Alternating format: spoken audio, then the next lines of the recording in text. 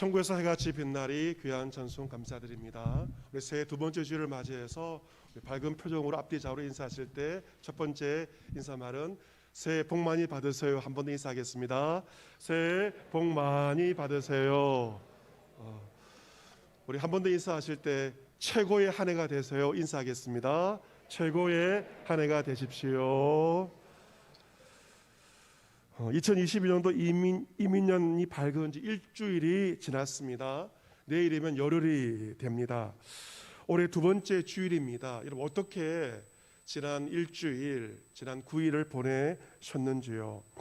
여러분은 새해 들어서 어떤 결심과 어떤 각오로 올 한 해를 살고 있습니까?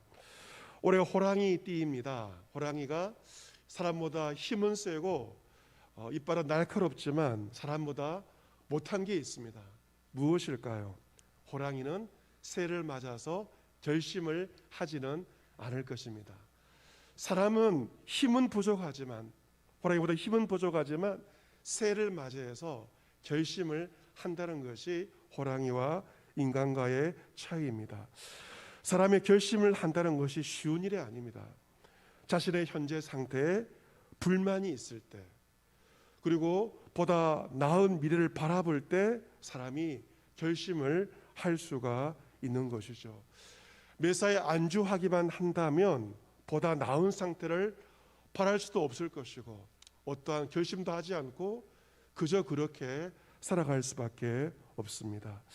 새로운 나를 만드는 첫 번째 단추 무엇인가? 새해 결심을 함으로 우리는 새로운 나를 만들 수가 있고 새로운 한 해를 보낼 수가 있습니다. 하지만 우리는 어떤 삶을 살고 있습니까? 새로운 결심을 할 마음의 여유도 없이 그냥 바쁘게 살고 있는지도 모릅니다.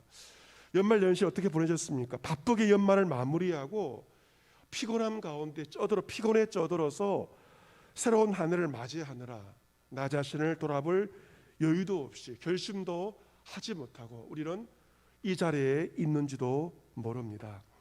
새해가 되면 사람들이 하는 결심들이 있죠. 어떤 결심들입니까? 술, 담배를 끊겠다 하는 결심입니다. 또한 운동을 해봐야 되겠다, 살을 빼겠다, 건강에 대한 결심이 빠지지 않습니다. 문제는 시간이 지나면 단단하던 각오가 눈 녹듯 사라져 버린다는 것이죠. 이른바 작심삼일 신드롬, 작심삼일 증후군입니다. 새해 결심을 연말까지 1년 동안 지킨 비율은 고작 8%에 불과하다는 통계가 있습니다. 100명 중에 8명만이 새해 결심을 연말까지 지키다는 것, 대부분은 다 포기하고 마는 것입니다. 새해 결심이 일주일을 넘기지 못한다는 경우도 27.4%나 된다고 합니다. 우리가 새해를 맞이해서 평소 하지 않던 새로운 행동을 습관하기 위해서는 지혜와 전략이 필요합니다. 현재 나의 모습은 왜 중요하느냐? 현재 나의 모습이 나의 미래 상태를 결정짓기 때문에 그렇습니다. 내가 현재 어떤 음식을 먹고 어떻게 생활하고 그리고 언제 자는지 나의 평소 생활 습관은 10년 뒤, 20년 뒤에 나의 미래의 건강 상태를 결정짓게 될 것입니다. 좋은 습관을 가져서 같은 시간 규칙적으로 일어나고 그리고 자면서 운동을 하는 그런 습관을 우리가 지킬 때 신체 활력이 좋아져서 건강 수명이 늘어나서 10년 뒤에 20년 뒤에 우리는 훨씬 건강한 모습으로 주님을 예배할 수가 있을 것입니다. 우리 여기 한 근사님이 계시는데 새벽기도를 마치고 나면 늦게까지 기도를 하신 다음에 교회 앞 공원에서 스트레칭을 꼭 하시는 것을 보게 됩니다. 그분의 삶의 모습입니다. 새벽에 오랫동안 기도하고 그냥 가시지 않고 교회 앞 공원에서 몸을 운동을 하고 돌아가시는 그 모습을 보게 됩니다. 그 현재의 모습이 권사님의 앞으로 10년 뒤와 20년 뒤에 건강을 결정짓는 습관입니다. 지난주 교육자들과 점심을 같이 먹고 교회 앞에 있는 문화공원을 세 바퀴 돌았습니다. 한 30분 정도 시간이 걸리는데요. 세 바퀴 돌았는데 그러면서 하루에 10,000보씩 걷자, 목회에도 건강이 뒷받침돼야 되기 때문에 하루에 10,000보씩 한 달에 30만 보 이제 걷자 목표를 한번 세워보게 되었습니다. 이처럼 한번 시작한 행동은 최소한 12주는 해야만 뇌에서 기억하고 우리 몸이 자동으로 반응한다고 합니다. 새해 결심을 12주간은 버텨내야만 작심삼일을 피할 수가 있는 것이죠. 습관을 바꾸려면 행동을 바꿔야 되고, 행동을 바꾸려면 우리의 생각을 바꾸어야 한다는 것입니다. 요즘 우리가 쓰고 있는 말 중에서 루틴이라고 하는 말을 많이 쓰고 있어요. 루틴은 일상의 규칙이라는 뜻을 가지고 있는데, 루틴 그 말을 많은 사람들이 쓰고 있습니다. 국민일보사에서 새해 특집으로 신앙과 삶의 루틴에 관한 특집 기사를 실게 되었는데 관심 있게 기사를 보게 되었습니다. 한국교회 성도들이 하고 있는 좋은 사례를 많이 소개했는데 그 중에 몇 가지를 여러분에게 소개하고자 합니다. 습관과 루틴의 차이가 무엇인가? 습관이란 무의식적으로 내가 하는 행동을 가리켜서 습관이라고 합니다. 반면 루틴은 의식적으로 더 나은 삶을 위해서 하는 행동을 가리켜서 루틴이라고 말합니다. 습관은 무의식적으로 하는 행동이라면 루틴은 의식적으로 의지를 가지고 하는 행동을 가리켜서 루틴이라고 구별할 수가 있습니다. 우리 그리스도인에게 어떤 루틴이 필요할까? 무엇보다도 영적인 루틴이 우리에게 필요합니다. 그 가운데 첫 번째가 바로 예배의 루틴입니다. 하나님을 예배하는 그 루틴이 우리 삶의 리듬이 되는 것입니다. 주일을 성수하는 주일 예배, 매일 새벽 기도회, 수요 기도회, 금요 기도회 규칙적으로 예배할 때 영적인 삶의 질서가 유지됩니다. 여러분, 예배가 세워져야만 우리의 삶에 리듬이 있습니다. 예배가 흐트러져 버리면 우리의 삶도 망가지게 되고 흐트러지게 되는 것이죠. 또 말씀입니다. 매일 육신의 밥을 먹는 것처럼 매일 성경 말씀을 읽고 묵상할 때 영의 양식을 먹음으로 하루 종일 든든한 삶을 살 수가 있습니다. 규칙적인 성경 읽기 루틴이 우리에게 절실히 요청된다는 것이죠. 주의 말씀을 날마다 규칙적으로 묵상할 때 그 말씀을 통하여 주의 뜻을 헤아릴 수가 있고 영적인 에너지를 얻을 수가 있습니다. 또한 새벽기도 역시 중요한 우리 삶의 루틴입니다. 우리 교회 한 집사님은 제가 새벽기도를 하겠다고 마음을 먹고 정말 빠짐이 없이 실천을 하고 있습니다. 그 동기를 들어보니 다른 것이 아니라 남에게 보이기 위함이 아니라 하나님을 기쁘시게 하기 위해서 결단했다고 합니다. 여러분, 새벽기도의 좋은 루틴입니다. 새벽기도를 하면 하루가 얼마나 긴지 모릅니다. 하루를 더 알차게 보낼 수가 있습니다. 이처럼 영적인 루틴은 예배와 말씀과 기도 세 가지입니다. 그런데 바쁜 생활을 하다 보면 영적 루틴을 놓칠 때도 있습니다. 그때 낙심하지 마세요. 자책하거나 포기해서는 안 됩니다. 다시 영적 루틴을, 예배와 말씀과 기도의 루틴을 시작하셔야 됩니다. 이처럼 예배와 말씀과 기도 같은 주님과 루틴도 중요하지만 빼먹지 말아야 할 것이 이웃과의 루틴도 우리에게 필요합니다. 어떤 교회 집사님이 지인과 언쟁을 벌였습니다. 말씀을 하다 보면 험한 말을 주고받게 되는 것이죠. 지인으로부터 나는 당신을 죽이고 싶다는 그런 말을, 충격적인 말을 들었다고 합니다. 이 말을 듣고 집사님은 한참 울었다고 합니다. 그리고 정말 죽고 싶은 생각도 잠시 들었다고 합니다. 그때 한 통의 전화가 걸려왔어요. 그 전화의 음성을 통해서 집사님 잘 지내세요 하는 안부 전화를 받게 되었습니다. 집사님은 참 힘든 상황에 처했지만 자신의 안부를 묻는 한 사람의 통화를 통해서 자신의 마음을 주스르게 되었다고 이야기를 합니다. 또 그 집사님도 은혜를 받았기 때문에 본인도 안부 전화를 누군가에게 하려고 애쓴다고 합니다. 집사님에게는 안부 전화가 좋은 루틴이 된 것입니다. 대부분 전화를 받으면 반가워하지 않습니까? 통화를 하다 보면 자연스럽게 고민을 나누게 되고 기도의 제목을 나누게 됩니다. 코로나가 장기화되고 방역 지침에 따라서 만남이 제한되고 있습니다. 이러한 현실에서 교회 안팎의 지인과 친구들, 부모님에게 정기적으로 안부 전화를 하는 루틴이 참 소중한 때를 우리가 보내고 있습니다. 새해 한번 결심해 보십시오. 하루에 한 통도 좋습니다. 두 통도 좋습니다. 많으면 5통, 정말 마음을 먹으면 10통도 좋습니다. 규칙적으로 누군가에게 안부 전화를 하게 되는 이 루틴을 통해서 우리는 서로 간에 좋은 관계를 맺을 수 있고 서로 격려하면서 힘든 이 시간들을 보낼 수가 있을 것입니다. 또 다른 교회 집사님은 처음 마주친 사람들에게 먼저 인사하고 작은 배려를 실천하는 루틴을 가지면서 살고 있다고 합니다. 그 루틴은 주로 건물 엘리베이터에서 이루어집니다.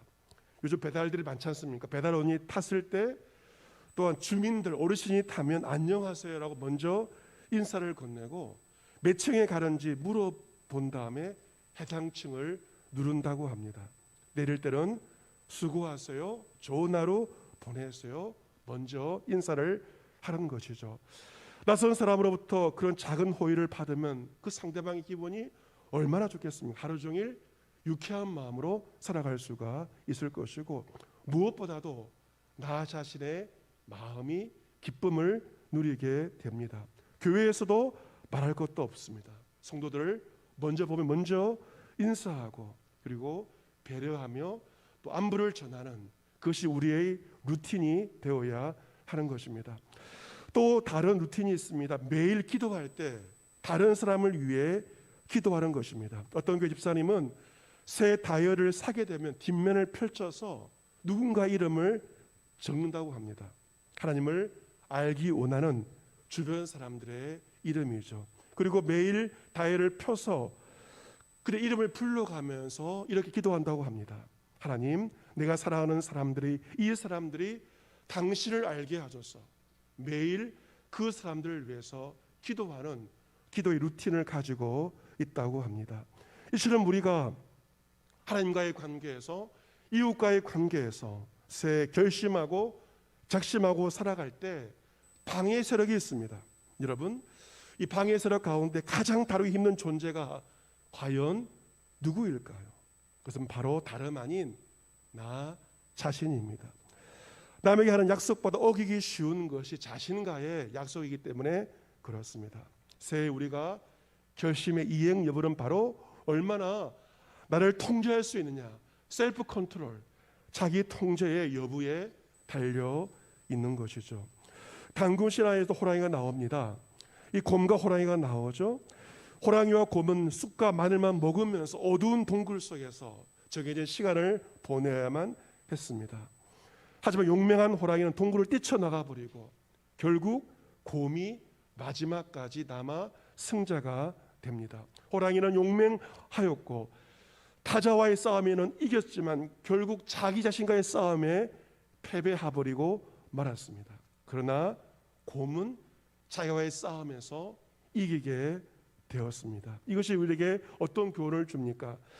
자기와의 싸움에 이기는 자가 결국 최후의 승자가 되는 것이죠. 오늘 성경 본문도 그러한 교훈을 우리에게 주고 있습니다. 본문을 통해 사도 바울은 우리의 신앙생활을 운동 경기, 달리기 경주에 비유하고 있습니다. 당시 고린도 지방에는 매 3년마다 올림픽이 4년인데 매 3년마다 달리기 대회가 크게 열리게 되었습니다. 그 경기를 아무나 참여하는 것이 아니라 10개월의 혹독한 훈련을 받은 자만이 달리기 경기에 출전이 가능하였습니다. 바울은 우리의 신앙생활을 이 달리기 경기에 비유해서 말하고 있습니다. 본문 24절 같이 한번 읽어보겠습니다. 24절 같이 읽습니다. 시작. 운동장에서 다람질하는 자들이 다 달릴지라도 오직 상을 받는 사람은 한 사람인 줄을 너희가 알지 못하느냐. 너희도 상을 받도록 이와 같이 다름질하라. 아멘. 요즘은 금은 동메달로 하지만 그 당시에는 한 명에게 상을 준 것으로 보여집니다. 그 한 사람이 되기 위하여 너희가 달려가라. 말하고 있습니다. 오늘 성경 본문은 본문을 통해 설교 제목은 바로 상을 받을 수 있도록 달려가십시오라고 설교 제목을 붙여 보았습니다. 여러분, 나는 상을 받을 수 없다라고 미리 생각하지 말라는 것입니다. 이왕 달려갈 것, 상을 받기 위해 1등을 하기 위해 목표를 가지고 달려갈 것을 바울이 권면하고 있습니다. 학생들의 경우 새로운 한 해 이제 상급 학교에 진학을 하게 됩니다. 초등학교에서 중학교, 중학교에서 고등학교, 고등학교에서 대학교, 상급 학교에 진학을 하게 됩니다. 새로운 학교, 새로운 학년을 시작할 때 이왕 공부하는 것, 분명한 목표를 설정하고 공부를 해야 되는 것이죠. 성적 장학금을 받는다는 목표를 가지고 열심히 공부하는 것입니다. 목표가 없으면 달성할 것도 없습니다. 목표를 설정할 때 목표를 달성할 수가 있습니다. 신앙생활 역시 상을 받기 위해서 달려가야 한다는 것입니다. 신앙의 목표를 분명히 정하고 목표를 이루기 위해서 달려갈 것을 말씀하고 있습니다. 이 길을 다투는 자마다 모든 일에 절제한다고 말하고 있습니다. 본문에 다툰다는 것은 고통을 의미합니다. 이 이김과 승리는 반드시 고통이 수반됩니다. 고통이 없는 승리는 가짜이며 사기입니다. 고통을 통해서 승리를 얻게 되는 것이죠. 이 길을 다투는 자마다 모든 일에 절제한다고 하였습니다. 여러분이 왜 절제하지 않고 살고 계시나요? 이유가 무엇일까요? 목표가 없기 때문에 절제가 없는 삶을 살고 있습니다. 하지만 목표가 있는 자는 모든 일에 절제합니다. 모든 일에 절제할 때 마침내 목표를 이루게 됩니다. 절제를 통하여 목표에 도달할 수가 있는 것이죠. 국민 마라토너 이봉주 선수가 이렇게 말하였습니다. 달리는 것 외에는 아무것도 생각해 보지 않았다. 달리는 것 외에 아무것도 생각하지 않고 절제하며 그 달리기에 매진하였을 때 이봉주 선수는 국민 마라토너가 된 것입니다. 절제에 쓴 잔을 마신 자만이 기쁨의 축배를 들 수가 있습니다. 새벽기도 나오기 오란다면 밤에 아무리 재미있는 일이 있다 하더라도 그 모든 일정들을 내려놓고 TV를 끌 때만 새벽기도에 나와서 기도함으로 하루의 삶을 시작을 할 수가 있습니다. 그들은 썩을 승리자의 관을 얻고자 하되 우리 썩지 아니할 것을 얻고자 하노라 라고 기록되어 있죠. 당시 고린도 달리기 대회에서 우승한 1등은 솔잎으로 만든 관을 받았다고 합니다. 1등을 내서 그 관을 받았을 때 얼마나 1등의 기분이 좋았을까요? 하지만 솔잎은 얼마 가지 않아서 시들어 버릴 수밖에 없는 것입니다. 이것이 무엇을 말하고 있습니까? 세상의 영광은 시간이 지나면 시들게 되고 사라지게 되고 결국 썩게 마련입니다. 하지만 우리가 얻고자 하는 것은 썩지 아니할 승리자의 간, 의의 면류관을 바라보며 달려가라 우리에게 권면하고 있습니다. 이를 위해서 필요한 것은 바로 자기 절제입니다. 본문 26절과 27절 우리 같이 한번 읽어보겠습니다. 같이 읽습니다. 시작. 그러므로 나는 다람질하기를 향방 없는 것 같지 아니하고 싸우기를 허공을 치는 것 같지 아니하며 내가 내 몸을 복종하게 함은 남에게 전파한 후에 자신이 도리어 버림을 당할까 두려워함이로다. 아멘.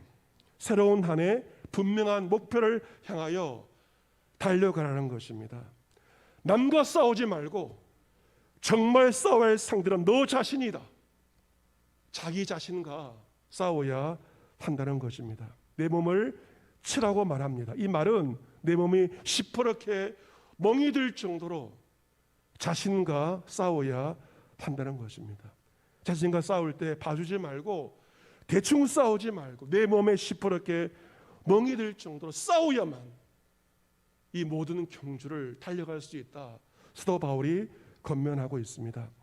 몸을 복종한다는 것은 자신의 몸을 노예로 부리는 것입니다. 우리 몸은 어떻습니까? 더 편한 것을 요구하죠. 서 있으면 앉고 싶고, 앉고 싶으면 눕고 싶고, 누우면 자고 싶은 것이 우리 몸이 원하는 것입니다. 하지만 편한 것을 요구하는 몸의 요구대로 살지 말고 너희 몸을 복종시켜야 한다는 것을 말씀하고 있습니다.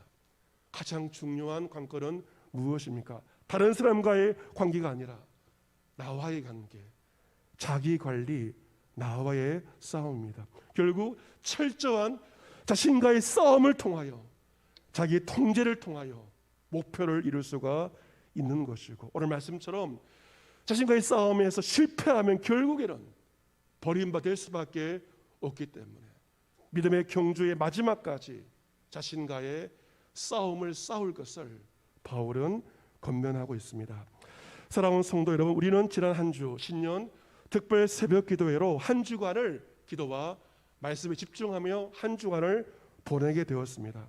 이번 주부터가 진짜입니다. 이번 주부터 우리는 달려가야 됩니다. 우리는 지금 출발 선상에 놓여 있습니다. 주님께서 명령하시면 우리는 올 한 해의 그 믿음의 경주를 달려가야 됩니다. 여러분에게 어떤 목표가 있습니까? 목표가 없으면 달려갈 수가 없는 것이죠.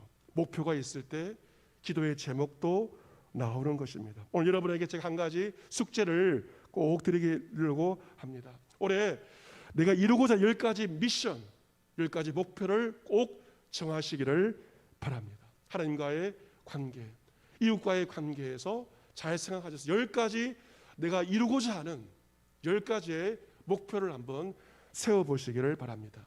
그리고 배우자와 함께 나누어 보시고 자녀들의 목표도 한번 점검하시고 이를 위해서 또 기도해 주시기를 바랍니다. 목표를 세울 때 가장 중요한 것은 영적인 목표입니다. 하나님과의 관계입니다. 예배와 기도와 말씀이죠. 왜냐하면 그 나라와 의를 먼저 구할 때 하나님께서 이 모든 것을 더하시기 때문입니다. 이제 목표를 위하여 자신을 복종시키며 달려갔던 바울의 인생의 마지막에서 어떤 고백을 하게 될까요? 디모데후서 말씀은 바울의 마지막 편지입니다. 디모데후서 4장 말씀에서 바울이 이렇게 말합니다. 나의 떠날 시각이 가까웠도다. 나는 선한 싸움을 싸우고 나의 달려갈 길을 마치고 믿음을 지켰으니 이제 후로는 나를 위하여 의의 면류관이 예비되었으므로 줄곧 어려우신 재판장이 그날에 내게 주실 것이며 내게만 아니라 주의 나타나심을 사모하는 모든 자에게 주실 것이라.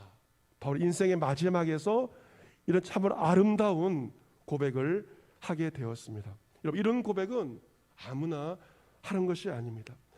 바울이 날마다 자신과 선한 싸움을 싸웠기에, 자신과의 선한 싸움을 싸웠기에 인생의 마지막 지점에서 그는 달려갈 길을 마칠 때까지 믿음을 지키게 되었고 자신을 위하여 예비되어 있는 하늘의 천국의 의의 면류관을 그는 바라보았고 그런 승리자로 그의 일생을 마감하게 되었습니다. 우리도 마찬가지입니다. 날마다 나 자신과 선한 싸움을 싸우고 자신을 복종시킬 때만 인생의 마지막 시점에서 후회하는 인생이 아니라 바울 같은 믿음의 고백을 주님께 드릴 수 있을 것입니다. 우리가 올해 마지막 주일 12월 마지막 주일에 바울 같은 이 고백을 드릴 수 있다면, 내가 선한 싸움을 싸우고 달려갈 길을 마치고 믿음을 지켰다, 이 고백을 드릴 수 있다면 올 한 해를 정말 잘 살았다고 자신 있게 말할 수 있을 것입니다. 우리는 한 번뿐인 2020년도 내 인생의 경주의 출발점에 우리 모두가 서 있습니다. 내 인생이 한 번뿐이고 올 한 해도 한 번뿐이기에 올 한 해가 너무도 소중한 것입니다. 올 한 해 되는 대로 살지 마십시오. 안주하지 마십시오. 상을 받을 수 있도록 자신과 싸우며 믿음의 경주를 달려가므로 올 한 해가 내 인생의 최고의 한 해가 되며 하나님께 영광 돌릴 수 있는 이런 모두가 될 수 있기를 구주 예수 그리스도의 이름으로 축복합니다. 아멘.